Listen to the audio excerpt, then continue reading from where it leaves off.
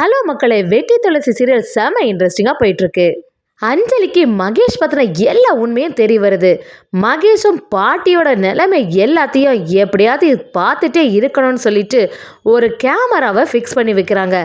அது தெரிஞ்சுக்கிட்ட அஞ்சலியும் மகேஷுக்கு தெரியாமல் அவனோட ஃபோனை எடுத்து எல்லா வீடியோ ஆதாரத்தையும் பார்த்துடுறாங்க. இதெல்லாம் தெரிஞ்சுக்கிட்ட அஞ்சலியும் சரியான முடிவுன்னு எடுக்க போகிறாங்க. அதே சமயத்தில் இன்னொரு பக்கம் பார்த்தீங்கன்னா, ஈஸ்வரமூர்த்தியோட எலெக்ஷன் விஷயமும் ரொம்ப பரபரப்பாக போயிட்டு இருக்கும்போது அவங்க வீட்டுக்கு ரெய்டம் வந்துடுது.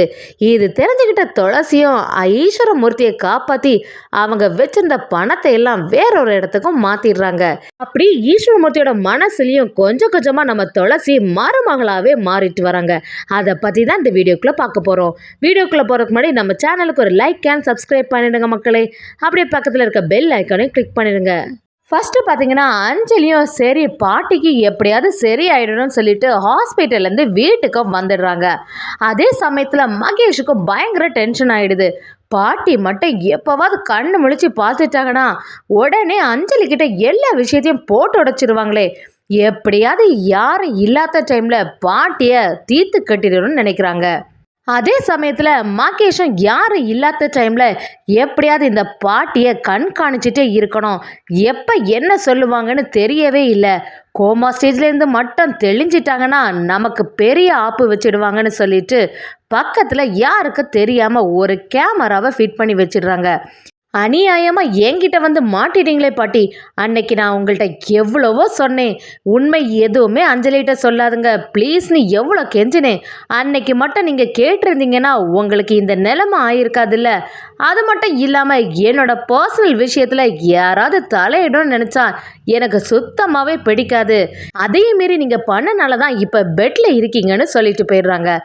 அஞ்சலியும் எப்படியாவது பாட்டிக்கு நினைவு திரும்பாதா, என்னாச்சு பாட்டிக்கு, இவ்வளோ நேரம் நல்லா தானே இருந்துட்டு இருந்தாங்க, திடீர்னு எப்படி ஆகும்னு சொல்லிட்டு யோசிச்சுட்டே இருக்காங்க. கொஞ்ச நேரத்தில் பார்த்தீங்கன்னா பாட்டியும் ஏதோ சத்தம் போடுற மாதிரி இருக்குது.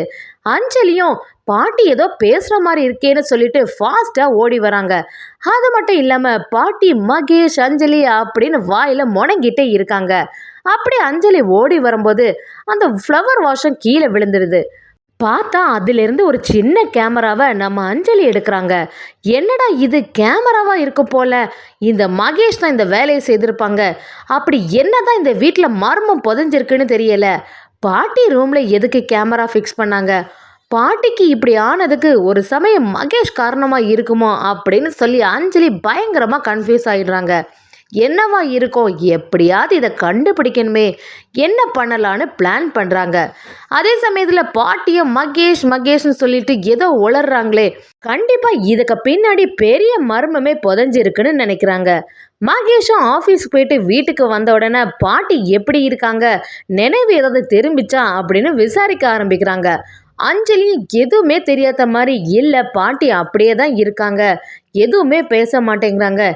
எனக்கு ஏதோ பயமாகவே இருக்குது. பாட்டி இப்படியே இருந்துருவாங்களோ, கோமா ஸ்டேஜ்லேருந்து அவங்களுக்கு வெளியில் வர மாட்டாங்களோ, என்ன பண்ணலாம் அப்படின்னு புலம்பவும் மகேஷுக்கும் ஒரு பக்கம் சந்தோஷமாகவே இருக்குது.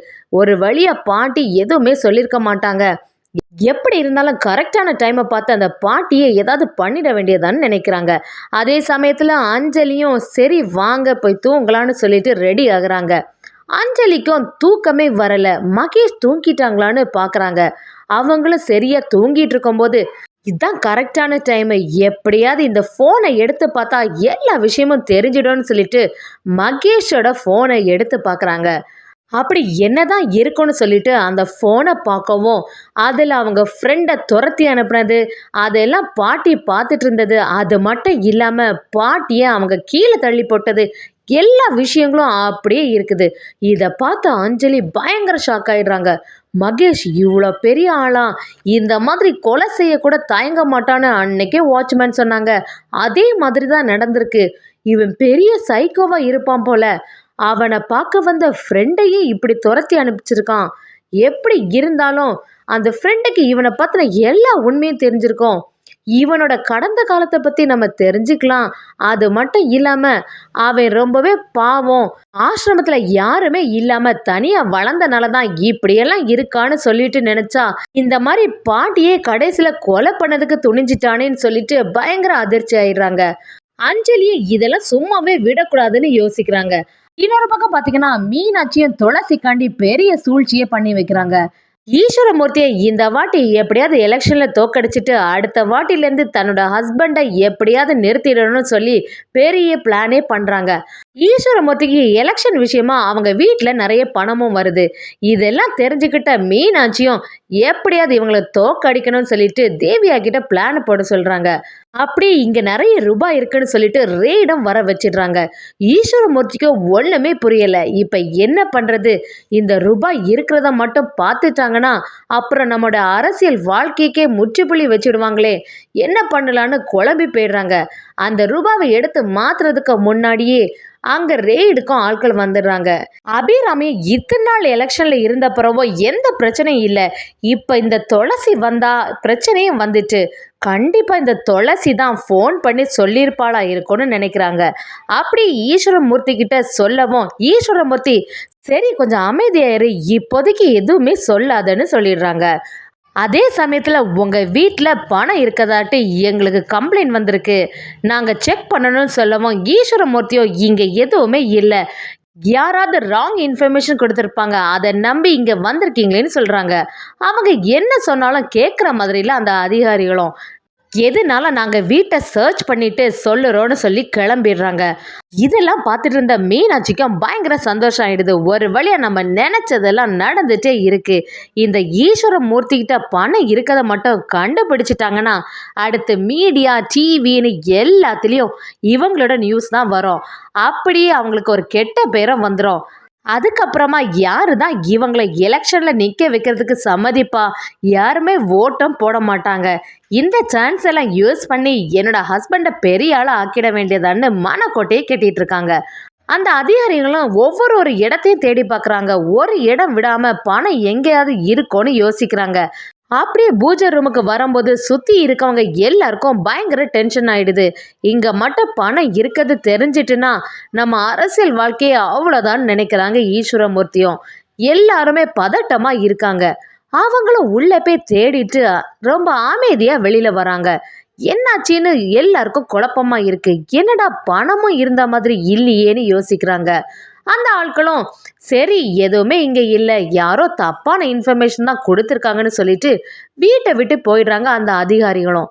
இதெல்லாம் பார்த்துட்டு இருந்த ஈஸ்வரமூர்த்தி பயங்கரமாக கன்ஃபியூஷன் ஆயிடுறாங்க. என்னடா நம்ம இங்கே தானே பணத்தை வச்சோம், எதையுமே இப்போ காணலையே, யார் எடுத்திருப்பாங்கன்னு யோசிக்கிறாங்க. கரெக்டாக நம்ம துளசியும் செம அதிரடியாக வந்து மாமா அதை நான் தான் எடுத்தேன், நீங்கள் எதுக்குமே கவலைப்படாதுங்க, எல்லாம் சேஃபாக இருக்குது, இப்போதைக்கு அந்த ரெய்டு பிரச்சனையிலேருந்து நீங்கள் தப்பிச்சிட்டீங்களேன்னு செம மாசாக சொல்கிறாங்க. அதை கேட்ட மீனாட்சி பயங்கர ஷாக் ஆகி என்ன தான் பண்ணாலும் இந்த மாமாவோட மனசில் இந்த துளசி கொஞ்சம் கொஞ்சமாக மாறிட்டே வராளே, எப்படியாவது இதை தடுத்து நிறுத்தணும்னு அடுத்த பிளானை போட ஆரம்பிச்சிடுறாங்கன்னே சொல்லலாம்.